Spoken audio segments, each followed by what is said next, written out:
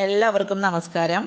ഇന്ന് ചെമ്മീൻ കൊണ്ട് ഒരു കിടിലൻ സ്റ്റാർട്ടറാണ് ഉണ്ടാക്കാൻ പോകുന്നത്. ഇത് വളരെ ടേസ്റ്റിയാണ് കേട്ടോ.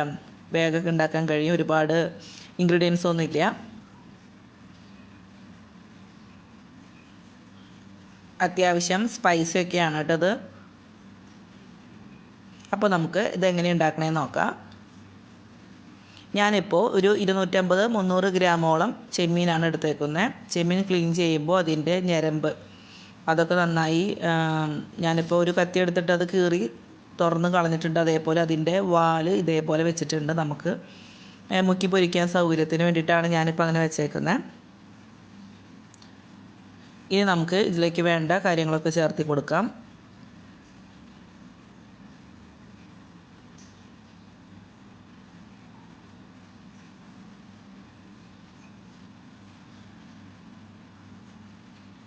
ഒരു ടേബിൾ സ്പൂണോളം സോയാ സോസ് ഒഴിക്കുന്നുണ്ട്.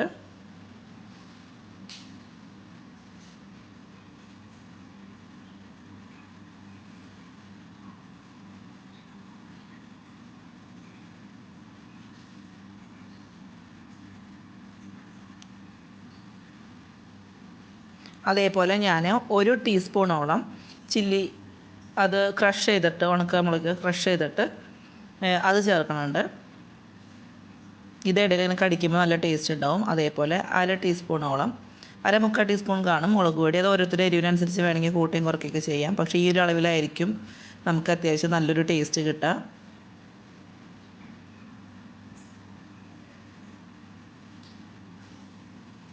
പിന്നെ കുരുമുളക് പൊടി ഒരു അര ടീസ്പൂണോളം.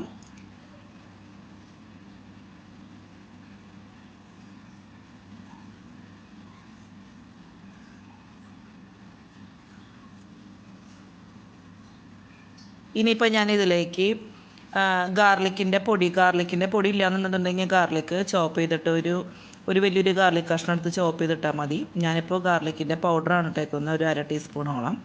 അതേപോലെ ഒനിയൻ പൗഡർ ഇല്ലയെന്നുണ്ടെങ്കിൽ 2-3 കുഞ്ഞുള്ളി ചെറുതാക്കി ചോപ്പ് ചെയ്തിട്ട് അതും ചേർത്തിയാൽ മതി.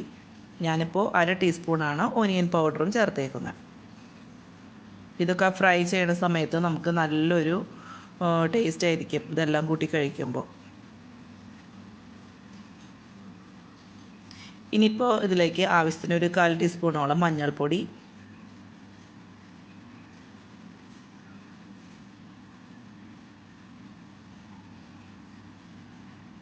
പിന്നെ ഒരു ടീസ്പൂണോളം ജിഞ്ചർ ചോപ്പ് ചെയ്തെടുത്തിട്ടുണ്ട്. അതേപോലെ ഒരു ഗ്രീൻ ചില്ലി അതും ചെറുതാക്കി നുറുക്കിയിട്ട് അതും ചേർത്തിട്ടുണ്ട്. ഇതൊക്കെ നമുക്ക് ഇടയിൽ കടിക്കുമ്പോൾ നല്ലൊരു ടേസ്റ്റാണ്. അത് ചോപ്പ് ചെയ്ത് തന്നെ ഇട്ടാൽ മതി. ഇനി നന്നായിട്ട് ഇത് ഇളക്കി യോജിപ്പിക്കുക. ഇപ്പം ഞാനിതിലൊന്നും ഉപ്പിട്ടിട്ടില്ല, കാരണം സോയാ സോസിന് ഒരു ഉപ്പിൻ്റെ കണ്ടൻറ്റ് ഉള്ളതുകൊണ്ട് ഇപ്പോൾ ഞാൻ ചേർക്കണില്ല. ഒന്ന് ഇളക്കി യോജിപ്പിച്ചിട്ട് ഇനി വേണമെങ്കിൽ നമുക്കൊരു 1/4 ടീസ്പൂണോളം ഉപ്പൊടി ഇട്ട് കൊടുക്കാം. ആദ്യം നന്നായി യോജിപ്പിക്കട്ടെ കേട്ടോ. കുറച്ച് ഉപ്പ്, അത് നമ്മുടെ ഓരോരുത്തരുടെയും ആവശ്യത്തിനനുസരിച്ചിട്ടാണ്. ഞാനിപ്പോൾ ഒരു 1/4 ടീസ്പൂണാണ് ഇട്ടേക്കുന്നത്, ഫുള്ളിട്ടിട്ടില്ല. ഇനി എൻ്റെ ഒരു സ്പെഷ്യൽ എന്ന് പറയുന്നത്, ഞാൻ എപ്പോഴും ഒരു വലിയൊരു കഷ്ണം കുടംപുളി സോക്ക് ചെയ്യാൻ വെച്ചിട്ട് അത് നന്നായി പിഴിഞ്ഞിട്ട് അതിൻ്റെ ജ്യൂസ് ഒരു 1 ടേബിൾ സ്പൂണോളം ചേർക്കുന്നുണ്ട്. ഞങ്ങളെപ്പോഴും പ്രോൺസ് ഫ്രൈ ചെയ്യുമ്പോൾ അങ്ങനെ ചേർക്കും. അത് ഞങ്ങൾ സ്പെഷ്യലായിട്ട് ഉണ്ടാക്കുന്നതാണ്. എല്ലാവരും ഒന്ന് ട്രൈ ചെയ്ത് നോക്കാട്ടോ. അതേപോലെ നല്ല പ്രത്യേക ഒരു ടേസ്റ്റ് ആയിരിക്കും. അത്യാവശ്യം സ്പൈസിയൊക്കെ ഉണ്ട്. ഉണക്കമുളകൊക്കെ ക്രഷ് ചെയ്തിട്ടിട്ട് തന്നെ നമുക്കത് നല്ലൊരു ടേസ്റ്റ് ആയിരിക്കും. അതിൻ്റെ ഒപ്പം ചെറുതായിട്ടൊരു പുളിപ്പൊക്കെ.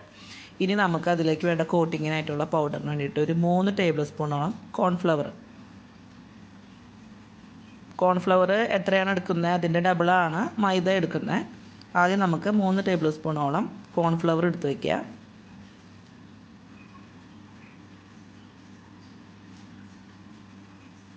ഇനി അതേ ടീസ്പൂണിൽ തന്നെ ടീസ്പൂണോ അത് ഏതായാലും കുഴപ്പമില്ല, നമുക്കൊരു 6 ടേബിൾ സ്പൂണോളം മൈദപ്പൊടി. ഇപ്പോൾ കപ്പാണെന്നുണ്ടെങ്കിൽ 1/2 കപ്പ് കോൺഫ്ലവർ ആണെന്നുണ്ടെങ്കിൽ 1 കപ്പ് മൈദ, ആ ഒരു കണക്ക്.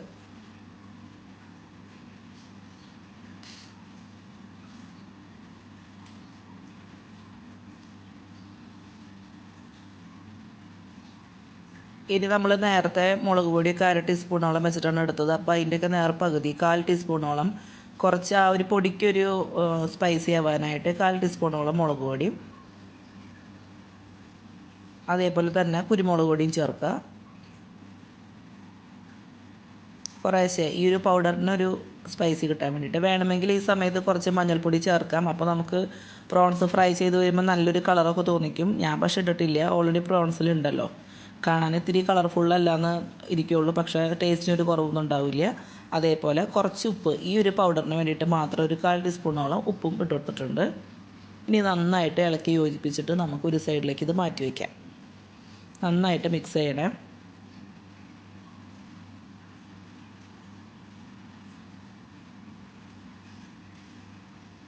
ഇനി ഞാൻ കുറച്ച് ഇഞ്ചി ഇതേപോലെ നീളത്തിലരിഞ്ഞിട്ട് എടുത്ത് മാറ്റി വെച്ചിട്ടുണ്ട്. അതേപോലെ 2-3 പച്ചമുളക് നീളത്തിലരിഞ്ഞിട്ടില്ല, അത് ഗാർണിഷിന് വേണ്ടിയിട്ട് മാത്രമാണ്. ഇനി ഒരു മുട്ട നമുക്കിതുപോലെ പൊട്ടിച്ച് നന്നായിട്ടൊന്ന് കലക്കി ഒരു സൈഡിലേക്ക് മാറ്റി വയ്ക്കാം. ഇത് നമുക്ക് പ്രോൺസ് മുക്കി പൊരിക്കാനായിട്ട് നമുക്ക് വേണം. ഇതിലേക്ക് ഉപ്പൊന്നും ചേർക്കണമെന്നില്ല, കാരണം പ്രോൺസിലും ആവശ്യത്തിനുണ്ട്. നമ്മൾ എടുക്കുന്ന പൗഡർ കോട്ടിങ്ങിലും നമ്മൾ ഉപ്പ് ചേർത്തിട്ടുണ്ട്, ഒരുപാട് ഉപ്പിൻ്റെ ആവശ്യമില്ല. അപ്പോൾ അതവിടെ ഇരിക്കട്ടെ. നമ്മൾ നേരത്തെ പ്രോൺസ് 1 മണിക്കൂറോളം ഏകദേശം ഇപ്പോൾ നമ്മളിതൊക്കെ ആക്കി വന്നപ്പോൾ 1-1/2-3 മണിക്കൂറോളം നമ്മളിപ്പോൾ മാറ്റി വെച്ചിട്ടുണ്ട്. അപ്പോൾ ആ പ്രോൺസിലേക്ക് ഇനി ഞാൻ നേരത്തെ തയ്യാറാക്കി വെച്ചിട്ടുള്ള ആ പൊടിയിൽ നിന്ന് കുറേശ്ശെ ഇട്ട് കൊടുത്തിട്ട് ഇളക്കി ഇങ്ങനെ നോക്കാം. അപ്പോൾ ഓരോ പ്രോൺസും നമുക്കിങ്ങനെ വിട്ട് ആ പൊടിയൊക്കെ ഒന്ന് ഒരു കോട്ടൊക്കെ ആയിട്ട് ഒരു കോട്ടിങ് പോലെ നമുക്ക് തോന്നും. ആ ഒരു പരുവം വരെ ഇട്ട് കൊടുക്കുക. 3-4 ടീസ്പൂൺ മതിയാവും.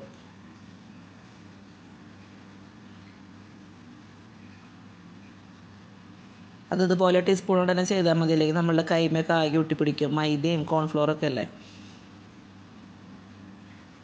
ഓരോ ടീസ്പൂൺ ഇട്ടിട്ട് ഇതേപോലെ ഇളക്കി നോക്കുക, ആവശ്യത്തിന് ഇട്ട് കൊടുക്കുക.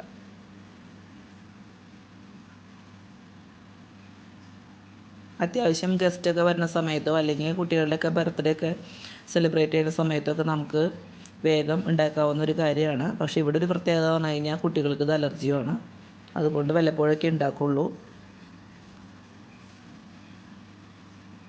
ഇനി ഇതേപോലെ ഒരു പ്ലേറ്റ് എടുത്ത് വയ്ക്കുക. നമ്മൾ കലക്കി വെച്ച മുട്ട എടുത്തിട്ട് നമ്മൾ നേരത്തെ വാല് മുറിക്കാണ്ട് വെച്ചിട്ടുണ്ടല്ലോ, അപ്പോൾ അവിടെ പിടിച്ചിട്ട് നമുക്ക് ഇതേപോലെ എടുത്ത് ഓരോന്നും മുട്ടയിലേക്ക് ഒന്ന് ഡിപ്പ് ചെയ്യുക. അതിന് ശേഷം നമ്മളെടുത്ത് വെച്ച പൗഡറിലേക്ക് മെല്ലെ ഒന്ന് ഡിപ്പ് ചെയ്തിട്ട് ആ പ്ലേറ്റിലേക്ക് മാറ്റി വയ്ക്കുക. പിന്നെ നമ്മളുടെ കൈമ ഒട്ടിപ്പിടിക്കില്ല. മുട്ടയുടെയൊക്കെ ആകുമ്പോൾ അല്ലെങ്കിൽ ആകെ ഒട്ടിപ്പിടിക്കും മൈദ കൂടി ചേരുമ്പോൾ. ഇതിപ്പോൾ ഒരു 1/4 കിലോനൊക്കെ ഉള്ളൂല്ലോ, അപ്പോൾ ഇത് ഞാൻ എല്ലാം ഇതേപോലെ ചെയ്ത് വെച്ചിട്ട് ലാസ്റ്റ് ഞാൻ വറുക്കാൻ വയ്ക്കണുള്ളൂ. ഒത്തിരി അളവിലുണ്ടെന്നുണ്ടെങ്കിൽ നമുക്ക് വേറൊരാളും കൂടി ഉണ്ടെന്നുണ്ടെങ്കിൽ ഇതേപോലെ ഒരു സൈഡിൽ നിന്ന് ആക്കി വയ്ക്കുകയാണെന്നുണ്ടെങ്കിൽ ഒരു സൈഡിൽ നമുക്ക് വറുത്ത് തുടങ്ങാം. ഈസിയാണ് കേട്ടോ, വേഗം കഴിയും.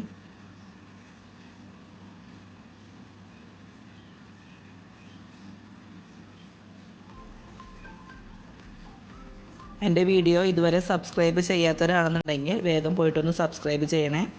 അതേപോലെ ഇഷ്ടപ്പെട്ട വീഡിയോസ് നിങ്ങൾ ഷെയർ ചെയ്യാനും മറക്കരുത്.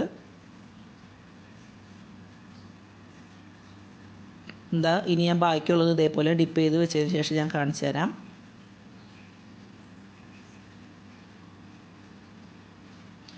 ഇപ്പോൾ ഞാൻ ഒരു ചീനച്ചട്ടി ചൂടാക്കാൻ വെച്ചിട്ട് അതിലേക്ക് ഞാനിപ്പോൾ സൺഫ്ലവർ ഓയിലാണ് എടുത്തേക്കുന്നത്, കാരണം നന്നായിട്ട് മുക്കി പൊരിക്കണം.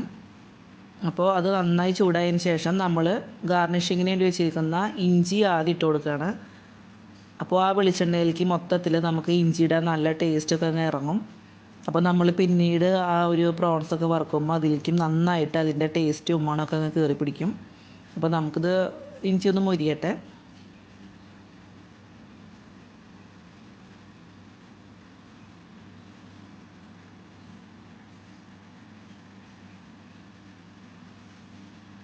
ഇതൊരു പകുതിയോളം ബ്രൗൺ കളർ ആകുമ്പോൾ നമുക്ക് എടുത്ത് വെച്ചേക്കണ ആ പച്ചമുളകൊക്കെ ഇട്ട് കൊടുക്കാം കേട്ടോ.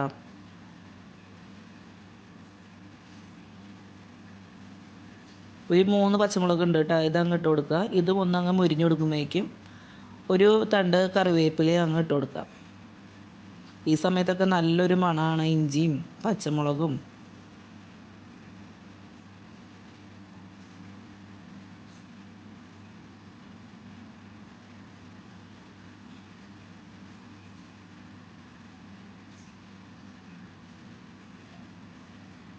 ഏകദേശം മുരിഞ്ഞ് വന്നിട്ടുണ്ട്. ഇനി നമുക്ക് നമ്മുടെ കറിവേപ്പില അങ്ങോട്ട് കൊടുക്കാം.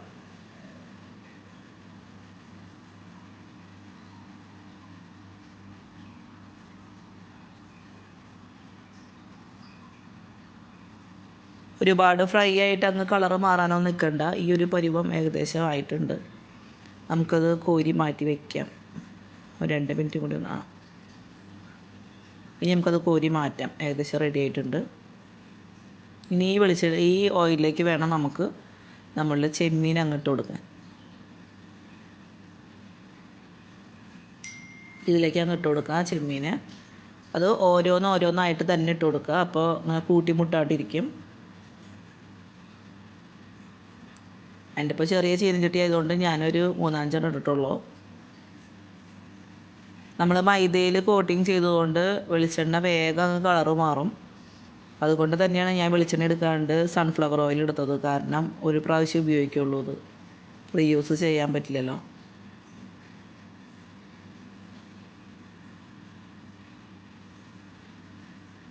ഈ സമയത്ത് ഒരുപാട് വലിയ ഹൈ ഫ്ലെയിം വയ്ക്കണ്ട, മീഡിയം ടു ഹൈ ഫ്ലെയിം. ഫുള്ളിലാക്കണ്ട, എന്നാൽ കുറച്ച് ഫ്ലെയിം ഒന്ന് താഴ്ത്തിയിട്ട് വേണം. അതിൻ്റെ ഉള്ളൊക്കെ ഒന്ന് വെന്ത് ആ ബബിൾസ് ഇങ്ങനെ മുരിഞ്ഞ് വരണതിൻ്റെ ഒന്ന് കുറഞ്ഞു തുടങ്ങുമ്പോൾ നമുക്കറിയാൻ പറ്റും ചെമ്മീൻ ഏകദേശം റെഡി ആയിട്ടുണ്ടെന്നുള്ളത്.